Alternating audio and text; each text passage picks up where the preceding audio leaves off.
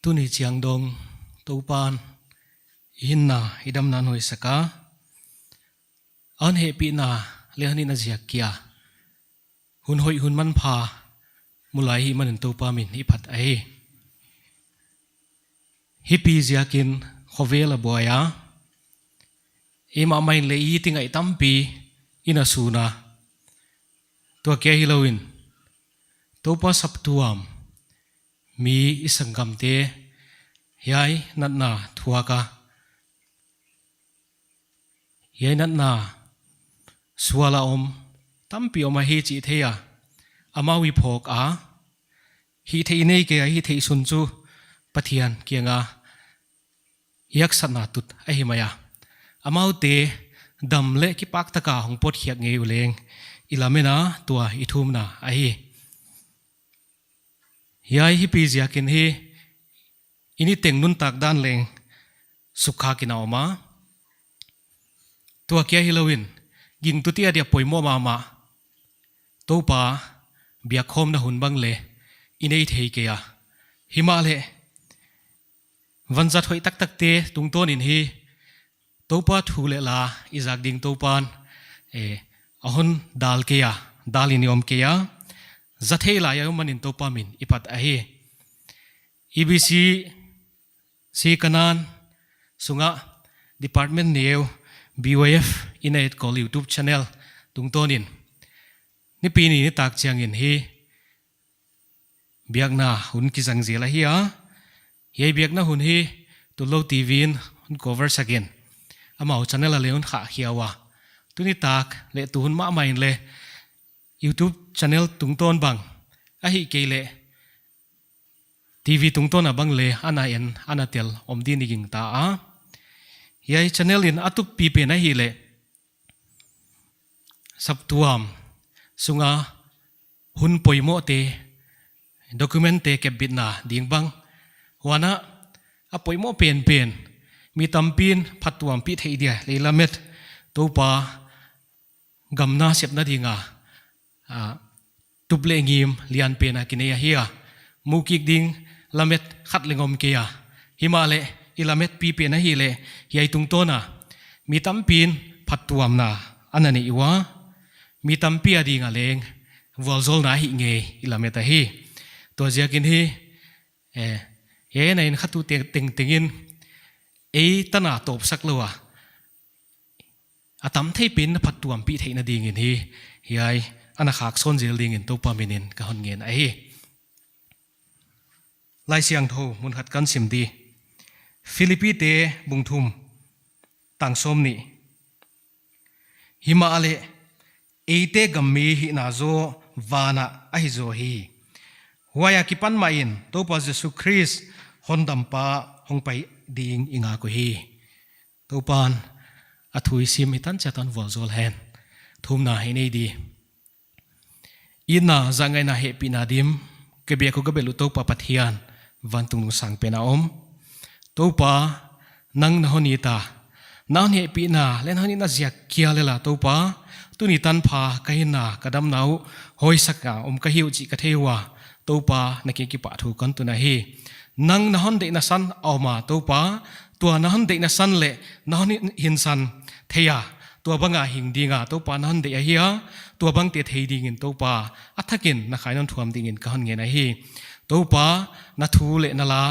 kazak theina dingun nangman platform hoi tak nan bol saka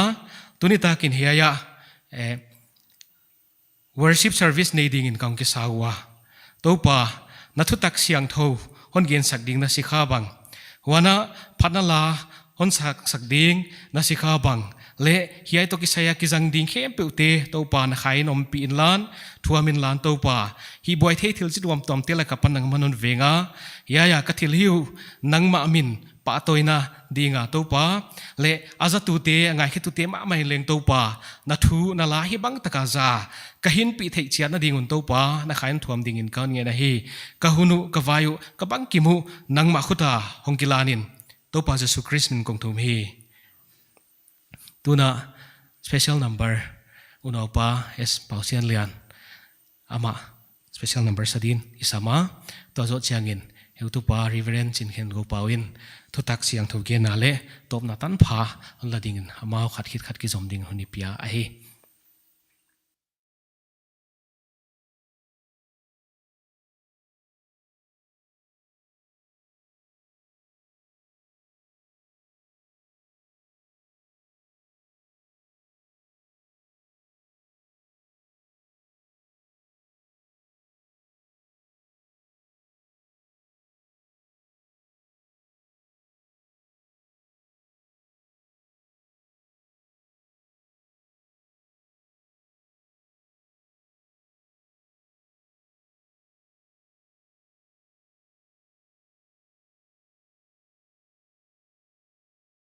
En tu te teng teng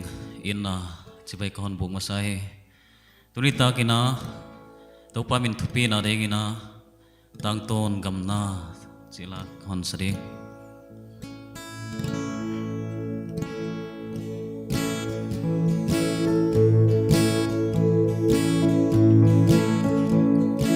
en di to pa na si san lua an tat sa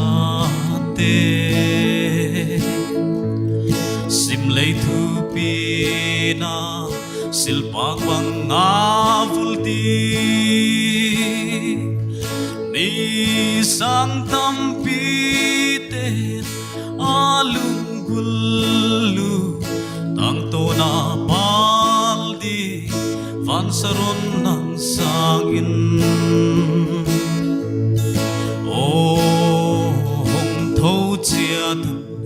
đầm lai ni mùa lá liềm ma muang lạ lâu in mang na i xem đi sim lấy to măng khô đinh tu pi na te on nung hei san nin tang tôn gam na xem đi nang kasum na sem levan kam na sem mi pi te le kam huai a thang van kam huai kho mi so sim le tuang nung sia ni hong tung in tang ton hua hong va le pangi suak ta dia o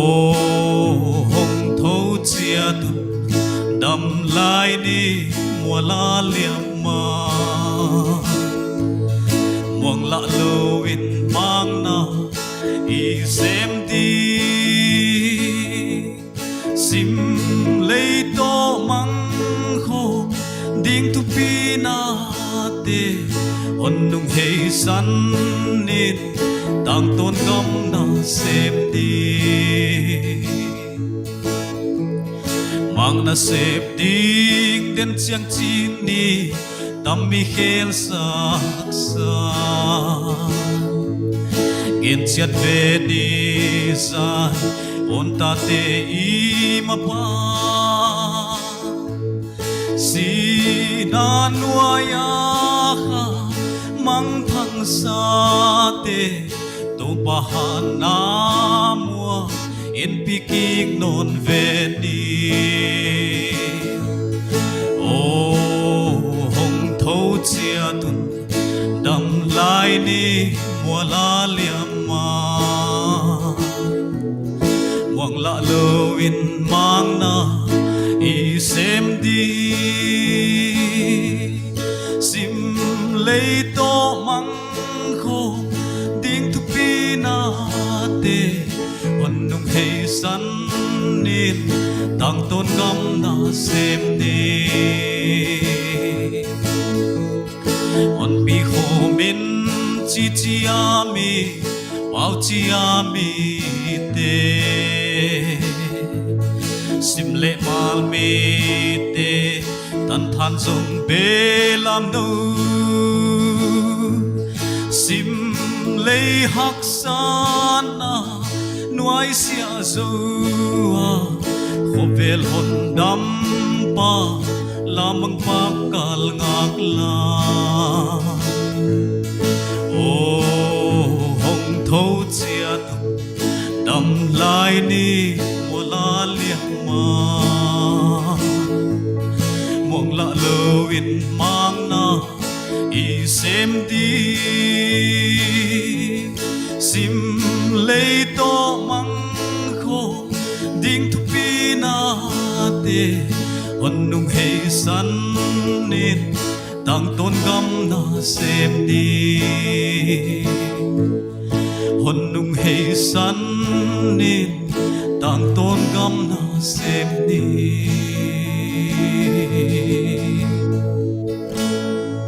to pan tu pi na tang he no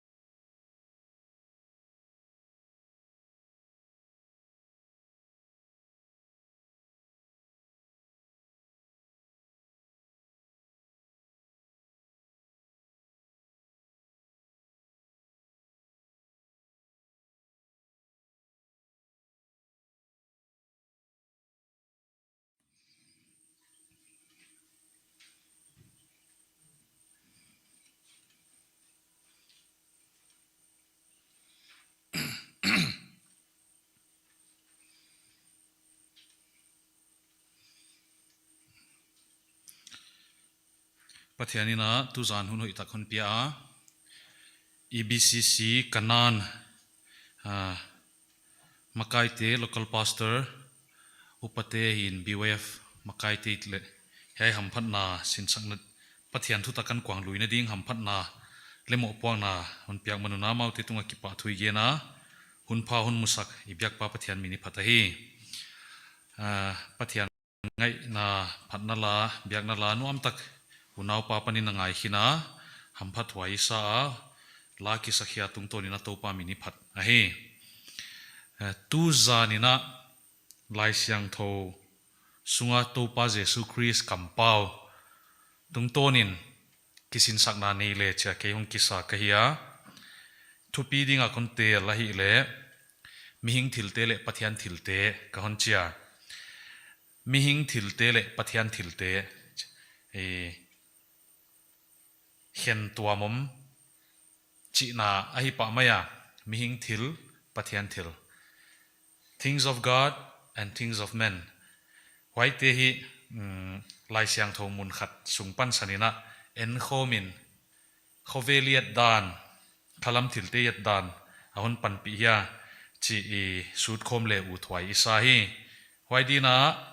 tan chin hoi mathai gel bungsom le gukna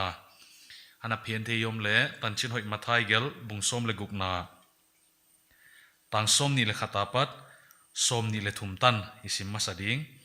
tan chin hoi mathai gel bungsom le guk tang som ni le khatapat som ni le thumtan ken kon simding huainungin Jerusalema apai ding dan upate siampulian te laigel mitia pan thil tampi athuak ding dan le hi lupa a om ding dan ni thumnia kai thua a om ding dan Jesu na nungzui te athei sak pan ta he huai phetin pitarin ama api tuama topa hi ke hen huai te na tunga tungei ke hen chin atai hil hi Jesua ki heya Peter kyanga setan kanunga pain keya din puk na nahi pathian thilte ngai tua lowin mihing thilte na ngai tua zo hi setan kanunga pain keya din puk na nahi pathian thilte ngai tua lowin mihing thilte na ngai tua zo hi achi hi ilai siang tho tel namun isim sim kha khidin le ka ging ta athu igen no pena chian na dina neuchek a omdan ka hon gen wama a background ni chidiama yai chiang hong tun thei na di dan topa Jesu Christ ina nungjui te tel hin ta a thilam dang tam pia hi hin ta a mi pi awakin ta chini sang tang ho nga ahi pun the dan muwa damlo ahi dam the dan muwa na sep didan tamve pia gena nungzuite kalsuan didan lenga sin sakhina huai nungina hiai thil hong tunga hiai ki ho na pe ni bangja ka huai hon gen ka hiai chi le to pa jesu christina adin mun nam kipta nungzuite laka pathian tapa mesia hi dani anasep athil hi him himale kilang tai huai khat hi chiam te lengu thwai ka sa a huai zo chiangina anai zo dewa athil tungoma bungsom le guksungna sungma ia tale abulla ma hi le hi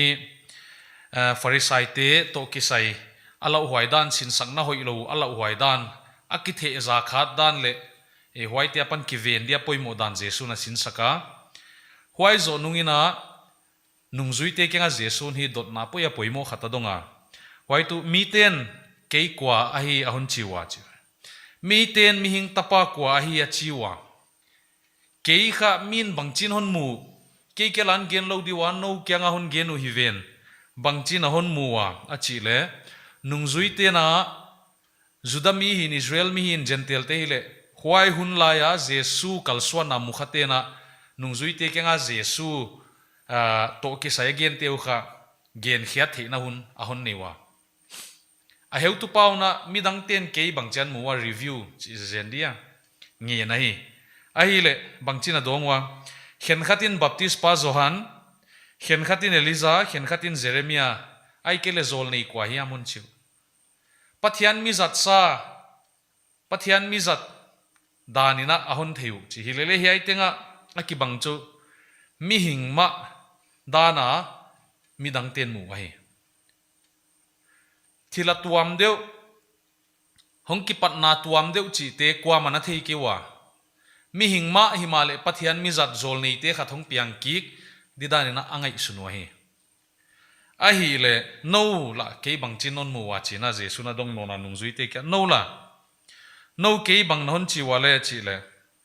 simon peter hi adong masapien ahi ngei dia ama chowin dong le mai the chris pathian hing tapa nahi chris nahi pathian hing tapa nahi heya chris chi pen apoi mo na tu mesia ichi ge na hiya waina mesia nahi achi na hiya pitarina bangja ka hiyai confession ai kile hiyai puan hian na pen poimo ai chi le zol nei ten na genu isai ten na genu zol nei dang ten lenga na genu mesia hong piang di ki gen pen judate hondam pa di kumpi israel te hun khetu di kumpi pathianin on sol di pen gen na ahia thaunil pathian thaunil gen na ahia hun khat laya ana amaute kumpi masate kumpi solte david te chi dana mesia thaunil khathong paidia huaina haksat na sultana tingtenga pan hon hon khedi chia anangak lelu israel ten huai pena gen naw kha mesia hi nang mesia nahi pathian hing tapa nahi chi kha pitarina ge nahi ya apuan jang na pen hi apoimo mama en tua mesia the dan to huai hun lai te na mesia chris the danu kibang kimlo wa hiya tua eni the dan in bel abu kimzoa amelinai munai ke chi thua hiya abu kimzoa khovel hondam pa khelna lamang pa ahi dani theya mihial khovel khelna dia hong sia thonon hai dani theya ana sep khangui tha ka hon pat dan te theya ana sep pen hi hiai leitunga political kingdom bol som hi lawai dan te theya hiai leitunga kumpi banga hong tua mihial te la ka vai hong homa israel te na nunga zuya israel te hiai muna kumpi hiai muna vai hom leitunga vai hom lian pen hong hidi chi lama hi ke ya eni theiwa atung hin sa thuwa hi manina himale huai hun laina israel ten huai banga theilo unchen israel ten anga ku alametu akingak naw mesia pen hi tua atan lel naw rom te khut atan na teo bang khovel kho sangna hak sanna teo bang le atuam tom tampi mi malin le haksa sakte nampumpiya ki go ma le haksa sakte tingteng wa pana hon kheturi kumpi pathian piak nei didana kilamen wai wai zakin mesia chin chu swata na again ama wadina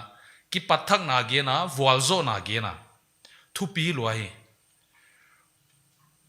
soltak he sol Peter na hi huai pa na hi chi aman hun puang khia hi pathian hing tapa mesia na hi achia tua kon gen hi ina chiam te dia huai zoina Jesus Christ na hi nang apa na thei zen zen lo hi nang thei na pa na piang di le ke mesia hon chilo di na hi no mesia thei dan lungul dan to ke ka hong pai dan ki bang lo hi manina nang na thei ai zen zen ke pathia nin hon thei sak na thei dia de ja ka hon thei sak hi che hi hai le hi poimo mama Chris thei na ki chi hi pil na to zona hi ke ya kha siang tho pathian na se pa hi ahi le huai bana gen tu nang Peter na hi tua hiai sungal lai siang tho changom pe ni tampi te kisel na le abuai huai da na kingai sun waisa ki gen meng lo le mai the hiya himale tu ni na mol chikina kon gen nuama kon hilahi nang Peter na hi hiai swang pi tunga kasap tuam kalam to dinga misi khokul kongkhak ten hiai azo ke ding van gam ta bi te kon pe dinga leitunga bangpe na hen wana leng hen hi dinga leitunga bangpe na phel wana leng phelai ding achi hiai hi Peter ina Jesu mesia hi chi gen khin wai zoina Peter Jesu na gen chu nang Peter na hi chi mo akizom swa ka hiai swang pi tunga kasap tuam kalam to ding misi khwa kongkhak te hiai na azo ke ding kongkhak te nang hiai azo ke ding ka sap tuam lam di van gam ta bi te kon pe dinga wai chu hot dam na tan chin hoi again na hiya cha bi chi tuam hi lo gospel gen na hi leitunga bangpe na hen wana leng hen hai dinga leitunga bangpe na phel wana leng phelai ding Roman Catholic te ni hiai hi literal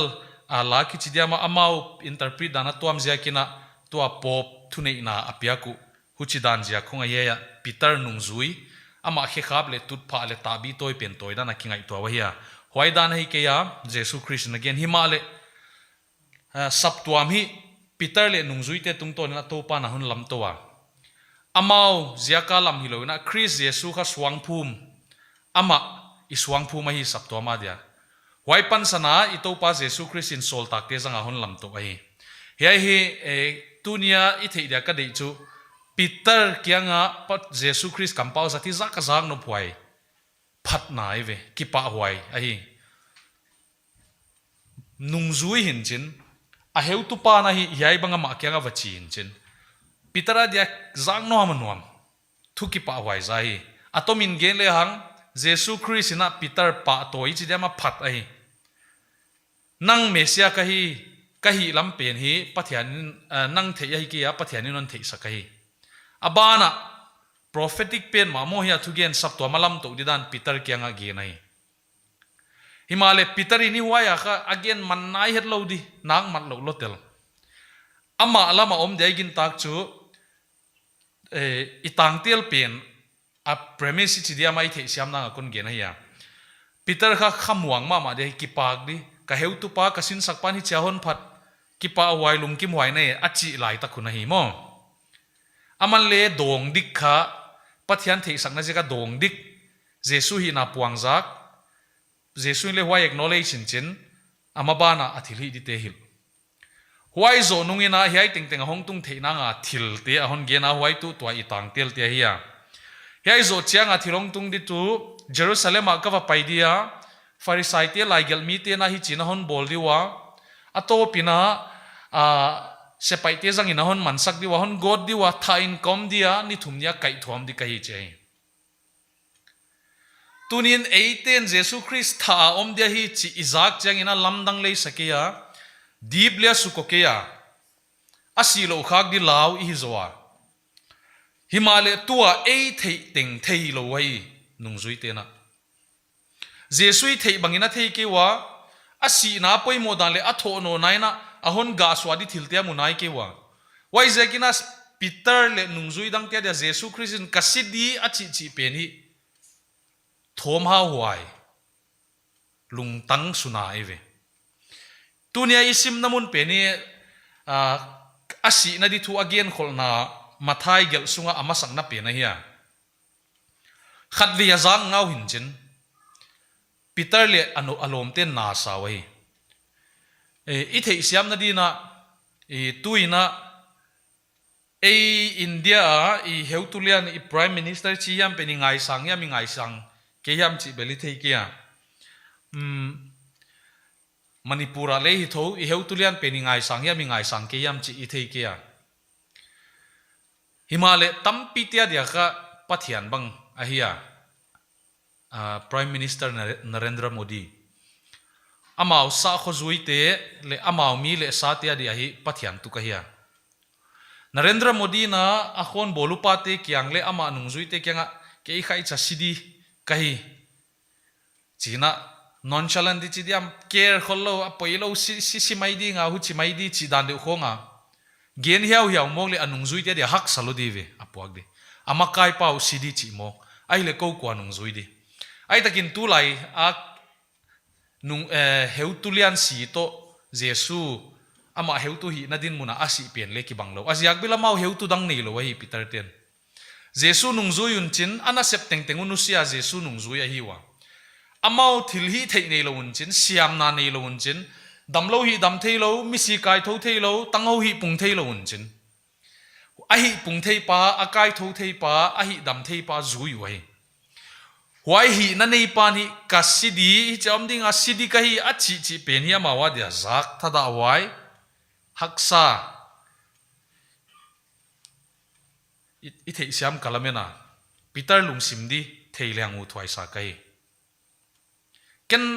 to pa nang hi chana si di na chi na gen hi thei lo hi vyo chi alung tanga om loi dei a tua igen na chet bel khat ve gen na hi a hi le Peter ina banga chia Jesu na gen na muna leng gen ut lo in chin abana wa kai hi tua kai ki gen dan a heu tu pa pe na bana ka ya mun tua ma apai pia za tang ma himale athugen pe ni na alung tang vut lwana salwai mani na a heu tu pa mun tua ma ka ya to pa hi ke hen hiai te na tunga tung ngei ke hen hiai te atung lo dia hi achi kom na Peter in ya again hiat chu huchi bang tung dia akisakale ke nang ma ding di kahi tung thailo nang ka heu tu pau nang mesia nai nang ya kumpi di nai Israel te ka hak satnawa pana hon dam di hon suak ta saka hon tung ding tu di nang si thailo to pa hi ke hen hiai na tunga tungei ke hen chia hi unaw te tu ni na chiam te le hang de huai ka sak tuai wasim zual le chu Peter hai sak abai lama Jesun sidi chia thonon di chi le bangwai hi ke hen wachi chi hilo wahi Petera dia Jesu si kha ama si sanga le de huai lo zo hi huchi khopa a i tu akingak nawe ve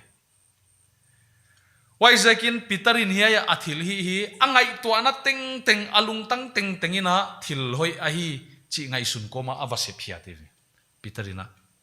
thil hoi lo di ngai to a hi ke ya ama mi mala di le a hoya anung zui pi tia di le a hoya aminam tia di le a hoya pathiana dia le hoi dia gingta a hi Peter in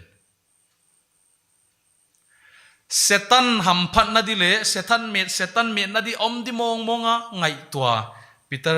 inagien hi lowai ai ama mi hinja enimim le hang le Peter hi ahi helte ichiam te wa Jesu mata oma a ka huang ma thumve aki thei mo khem bolte thia hi male ahi na ye le mi dik ta hi honest alung tang a khuta toi chi zen dia ma alung sima ombang banggen khemia hi wai zo changina khaw hi lo ichi dia mo ki veng lo a kampau di hin ana sep di hile muan huai a hin khwai le hi amuan huai lo na diom lo huchi banga hiya Jesu Christ adin le amuan huaya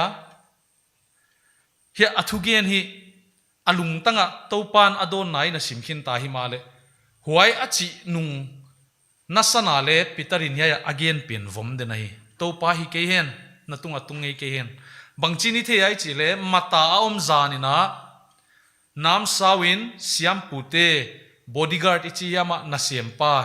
bil sat pan sakai pitarina mani voi again sem khidia na si di farisai te laigel miten hon maddu pen atung lo di theilo ko bang chi di naminam te bang chi di nagam tun ding di bang chi di why ja ka nang nadam di again of a imply akigel lo Peter lung simam chu ko ka siule poilo nang nadam di ai why ja ka ko on veng di keile amasa ding di alung tanga huayo min chen jesun tai hil na a ahun hong tung taka a khut kwan tho tho ai ya hi Peter lung sim thei siam liang ut kai abana i thei dia ka dei chu lai siang tho isim chang ina amau lung sim di le amau din mun di iwangai to akele to pa na gen nop huai hun lai taka thil tung pe ni na tu huna ayon sukhak di dan hi a thei hia thak sama ma hia Peter bang hai sim azyak chuen Jesu Christ tang thu tu ni a tho non na tan le kha siang thong tunga sap to ma kilam to ei huai atel khai hia Peter in huai thelo sap tuam ki chi om lo hi huaya a chi Jesu hon tu panai huaya a kampau Jesu si dile tho non di to ki says Peter kampau hi hai huai abanga hima le unaute tu huni na le mo ikam inasep hina ilung put hile sap to ma din hin thil hoi banga ingai to hen khat te hi Peter kampau bang bang om khadio chi kivel le hang cha hon ngien ka hi to pamina huai gen no pe na hiya abani en phot dia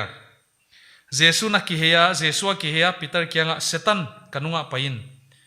kia din puk na nahi pathian thilte ngai to loin mi hing thilte na ngai to zoi achia thumal khat e thei chian to ko ma setan chi pen hi ama hun laya akampau zatu azat amawa dia common word kat ahia setan pen hi wai huna proper noun dan anahi chikia chi bel mindan Lucifer chi dan ahi chikia setan ki chi pen hi again op tak chu ei pawina let hile hang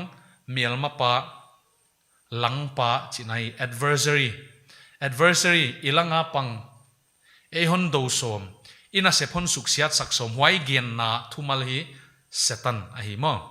setan hong swa ka hi chini ahong kilet na huai ahia setan cha melma pa Lucifer address bel hisam lo hi Jesu Christin huai chi le chu om tho himale e kei sim dan hon gen khia ka hiya melma pa kanunga pain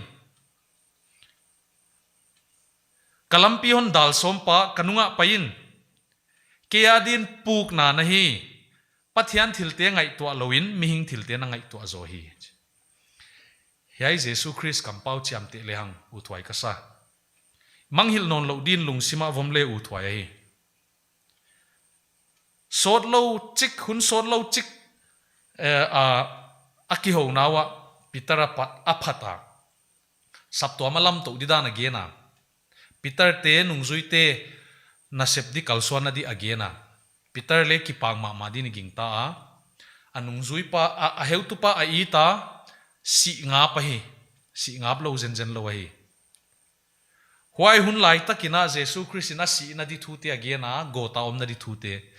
huai ziak takina Peter na tuama kaina to pa hi gen le gen non chi hilo hong tung ngei ke hen na tunga to pan le phal ke hen la hong tung ngei ke hen avachi le dena pa toya omi chi zen diam Jesu Christ na dikta gen tu pa kyang ma again tu pa mai na setan kanunga pain chi ai hai kal thui ngai tua mi nga dina ngai tua tham thilahia tuni nei tele kian na din jang le ka uta Peter hi ahin khwaya ta le huaya Jesu Christ aki thei mo bol thum vei pe ni huai pe ni mua ilung sima le huai a tham den sima himale amawa theilo thildang khat pentecost nia hong tung kha siang tho ni danga huchi banga na tung ngelo a hong tunga huai nung sang peterina jesu christ tan chin hoi puang zakina ahin khwa azang tai dim dema cross a leng le kila oma si ahin na pe tak takai sumle pai nei le lam zile ta te ma khwal lina ahin khwa zang kia tan chin hoi gospel ichi puan zang na ding saptuam lam to na ding ina ainun tang na zang be hi te tai peterin muan huai hi athui sim chiang ina le tan chin hoi sunga leng imua hi athu gen te tan phain leng a heu tu pa dia muan huai da na gena himale hi ya mi hing hi na peterin hon puan khia ka oma bang chi tu ka muan huai bang chi tu ka gil bang chi tu ka zungkai hoi hilele mi hing i hi ziakina i hi nai na hi ahon puwa khia to min chin huai chu asunga sa hi na penin thu ne pathian thei jesu thei hondam pa hi chi thei khalama hindidan ahon sin sakna teng teng le thei zui le zui thei top swa zui huchi kala leng hun khat thu khat thil tung khat tom chik sunga thil tungina sa hi na pian swa khi thei je lai yai thei poimo hi unaute yai thei lo zia kule mi hing ha lo dan mi hing deng del dan i thei lo changa hi apuk bangi mu changa ki phot sanga kinui san ki top ki chingi ve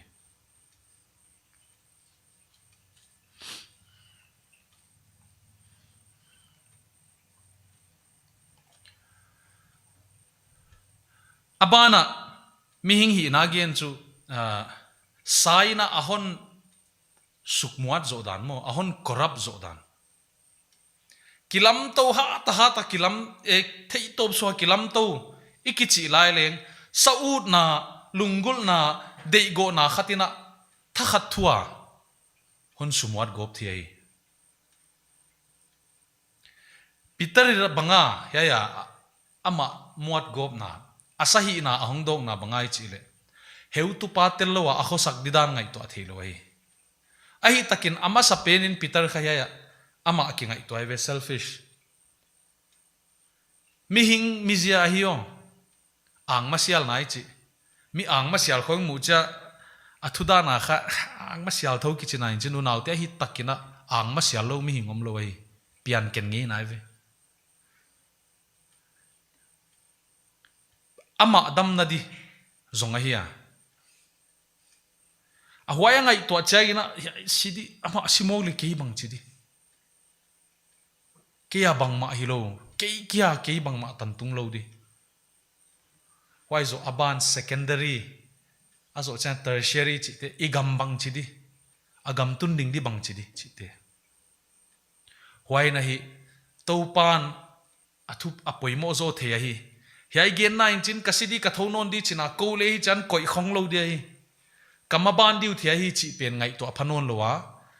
ama tai sana a om di pe na ngai su chia ngai haksa sai huaina asahi na dok sak to pa hi thei loe pathian sanga aman thei zodi ki sakhai ve wai jaka huai hi peter apu ngai chidiam hi akampau zatna ahia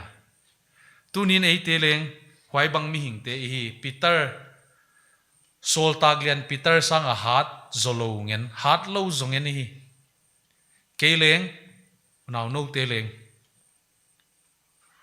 heya thu kalje khat hon nei leng ka uta mi hing hi na hi iki et chiang ina iki measure chiang ina hoi iki sakna bang hoi lo iki sakna bang te vanzat bang bangi jang diama tunin unaw te hi hi na thei chata poimo dan gen na hunin jang leu thwai ka sa khalama hat lo na khalama ba khalama chau kichi le khalama tui pai chi te hi idin muni thei ngai hi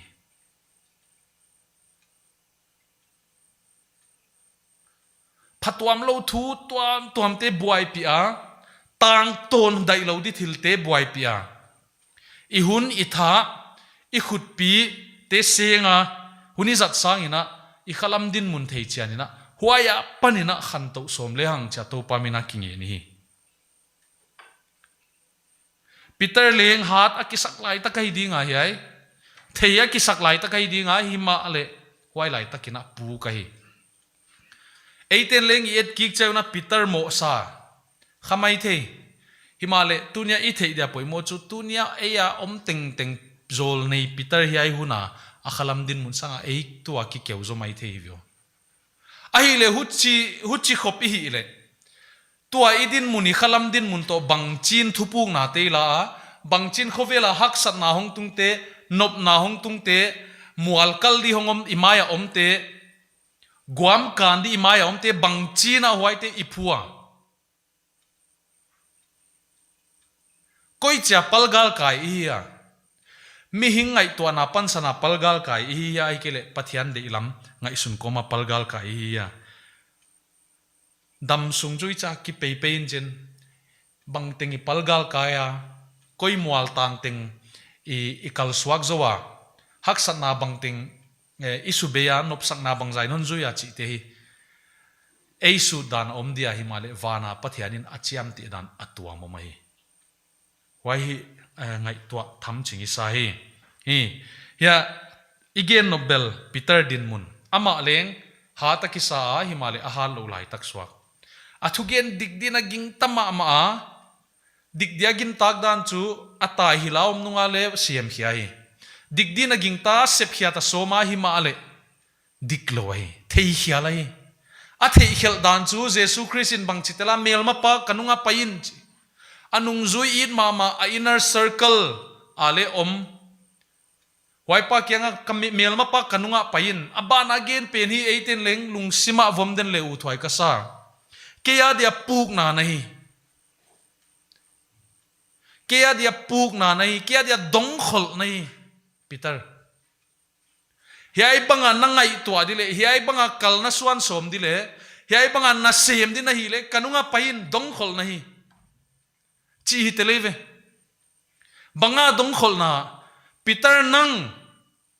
pathian thil te ngai to loina mi hing thil te na ngai to wai banga pau china wai banga sep som nahi huchi nahi dile kamel ma nahi ya kia dia dong khol nahi ya kanunga pain chi ai unaute hi again hi ithei lo hi ke ya himale nang hon gen a hi khadiam chi ngai to ngi ya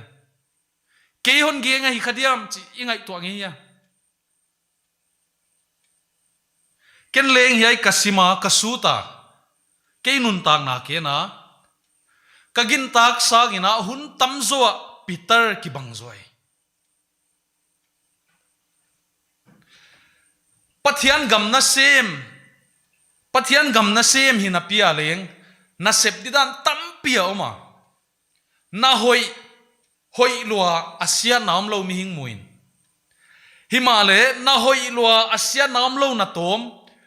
mi hing thil ngai sun ko ma sep hiat thi pathian thil ngai to khalowa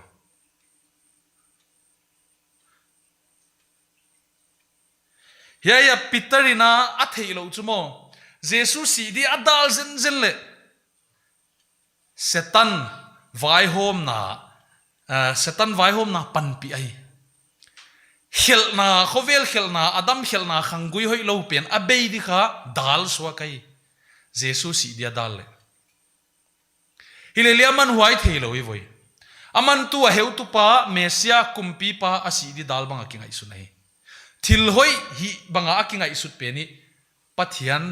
khalam thila et changa thil hoi lo lo thil ki wai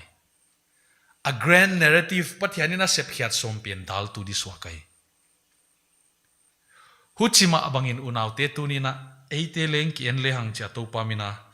hon chial kai ina sep dana ihin khozat dana Jesus Christina kamil ma nahi na dong khol kiton ke ni kanunga payo hon chi diam Peter angai sut na le ana sep som Jesun atte na chumo pathian thil te ngai to loin mi hing thil te na ngai to zo che tu ni na unaw hiai kha pitaradi kya azata hidiam wai hun laya Peter kyang again sangin tu hunina hiai dik zo sem Jesun jang zo sem ai ahia mi hing tela mangthang zo sem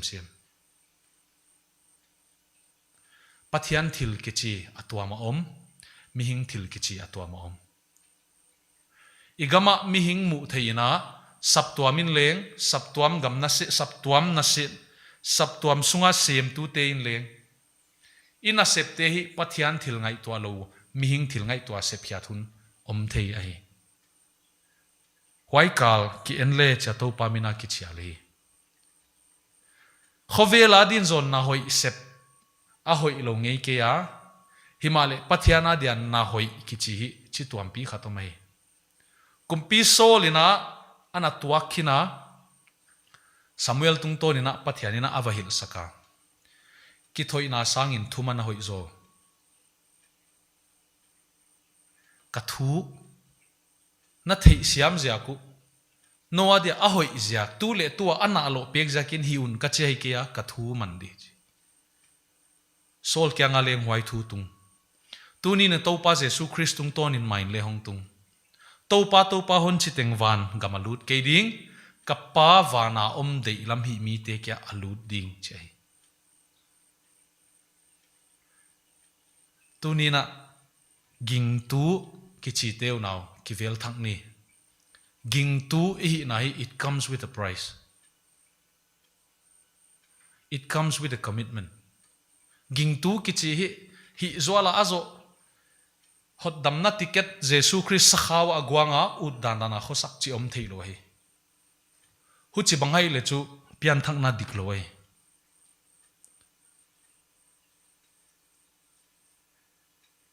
ging tu hi le u naw mi hing thil eima ma swak mi hing thil keima ma swak sa thil te le pathian thil te ka khen theya kanun ta na pathian thil sem dia kain khwa ka pia ngai wai kha constant battle ai kidogi ge na hi tuni nu naute huai dina hei bangoma hi chi theya kivel thak dia to pamina on chial kai pathian thu le pathian thu oi hi na hi ngai zam luat thila huai anung zui pa na tom mel ma pa kya dia dong khol na hi kya dia puk na hi kanunga pain chi khumai Jesu Christin na tunga ki swang la zen lo dia hi unaw anung zui te na tom hu chi a hi mo to pa Jesu Christin ei tunga ki swang la lo dia hi mi hing thil i theive tuna Peter bang hinon khang lai siang tho a oma bukimin kha siang tho a oma i theilo huna le pilna thutaka hon pi di kha siang tho ma huaite om nunga mi hing thile pathian thil khen theilo chi chu zuwa wai Peter bang hinon lo kha siang tho in nom pi ta huai bang inaw naw te tunin ihin khozak dan vel thang ni chato paminan chal kai huchi ni vel a vel sa tena hi a ol sam chizen azui pena ol samai kya hi male thei chet masak lowa mitwang na masalowa khalam hin khwaza thei loi ahiu na hun tampia pathian thili chi te hi mihinga de thei siam wai lo wai Isaiah anagena tampina i thei saidin ka ginga konsim se ke dia Isaiah banga ge ni chile na lampi te ke lampi ai ke ya na ngai to na te ke ngai to nai lo hi ke lampi te na lampi sai na sangzo ka ngai to na hi na ngai to na sangzo mi hing to pathian ki te ke ni zopin atom na pathian in atom na zopa tahil na pathian hi na gen khya pathian thil te mi hingina sa khwakina athei siam dile a comprehend o huai ja khwai ja ke ve mo cha thei siam sip di wala hi ke himale pathian thil adeite pathianin atapa tungtoni na hon puangza ka tanchin hoitia oma wat tapa gen te hi ithei siam sem dina nung zui te tung to ni na ya lai khak tia hil chetin oma huai te hi pathian de lam te hi huai te to hiya ya pana pot ei de lam hi het kak thei lo na di thuam lo hi una huai zekin tunia theina zen pia pathian thil te ngai to alowa mihing thil te ngai to hi le pathian a dia dong kholi ve Peter leng anung zui hi a inner circle hi hi le leng setan kanunga pain kia dien puk na na hi chi hi min zon pa toy khain te mo khovel mi hing tia dia hoi sem khani izia dia hoi ita tia dia hoi hi khain te vengle pa ma dia hoi hi khain te huai hia ikite na ding ging tu hi le a hi ke pathian thil te hi ngai to pathian thil te ngai to hi ya wai hi tunia hi kisin sang no pa hi a hi le ken hi hiai dan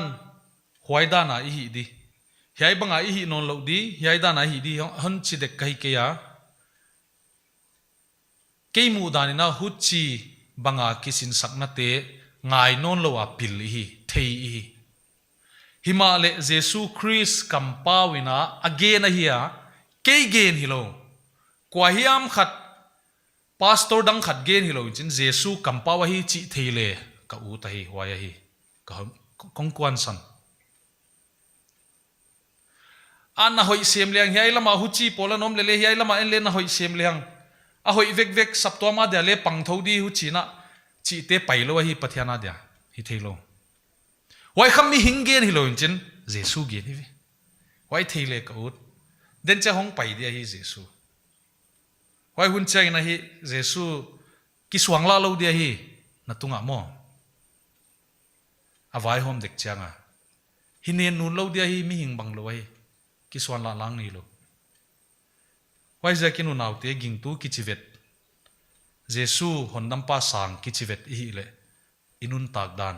enni mi hing thil te ngai to a kal swani hi ya pathian thil te ngai to kal swan thil teng tenga a hi angai unaw keileng hwai lam pi ton ka thei top ka swadi nang leng hwai lam pi ton na thei top na swadi hi zo zia zia di chi khang sa aha dani thei sa hi himale thum na to lai siang tho to iki mi kyanga ging tu u naw iki kan pi te to pangkhoma to pan zo di hi chi ai hwai dia pangkhom dia to pa mina hon chial ka hi hei tunia ka hon gen nop ahia e atom na dina hi china zo le u thoi ka sa peter ina hi again aging ta jesu si dia phal thei ke ya sile amau zang lo di wa hi dana thea a hu chingun nge ya mo asiun wai zakina aman leng